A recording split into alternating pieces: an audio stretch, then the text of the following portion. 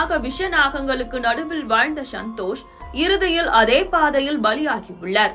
அவரின் மரணம் அவரது குடும்பத்தினருக்கும் உள்ளூர் சமூகத்திற்கும் பெரும் சோகத்தை ஏற்படுத்தியுள்ளது. அவரை அழைத்தால் போதும் எந்த பாம்பும் தப்பாது என்ற நம்பிக்கை தற்போது கண்ணீரில் கரைந்துவிட்டது. என்ன நடந்தது பார்க்கலாம்.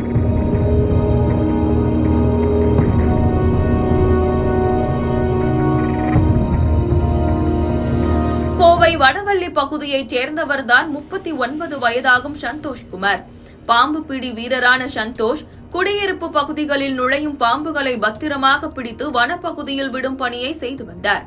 கடந்த 15 ஆண்டுகளாக கொடிய விஷம் கொண்ட ராஜநாகம், கட்டுவிரியன் உட்பட பல்வேறு வகையான பாம்புகளை பத்திரமாக மீட்டிருக்கிறார் சந்தோஷ்.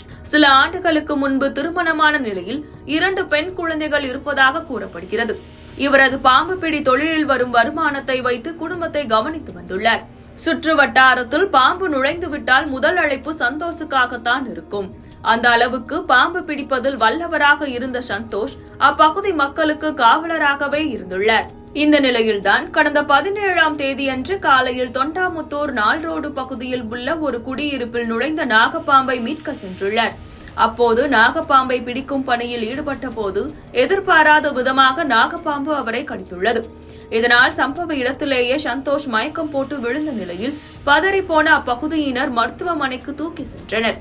கோவை அரசு மருத்துவமனையில் அனுமதிக்கப்பட்டு தீவிர சிகிச்சை பிரிவில் சிகிச்சை பெற்று வந்த சந்தோஷ் நேற்றைய தினம் உயிரிழந்தார். உடல் முழுவதும் விஷம் ஏறியதால் மீண்டு வராமல் மாண்டிருக்கிறார் சந்தோஷ். பல ஆண்டு காலமாக பாம்புகளை பிடித்து வந்த சந்தோஷ் பாம்பு கடியாலேயே திடீரென மரணித்தது உறவினர்களிடையே சோகத்தை ஏற்படுத்தியுள்ளது.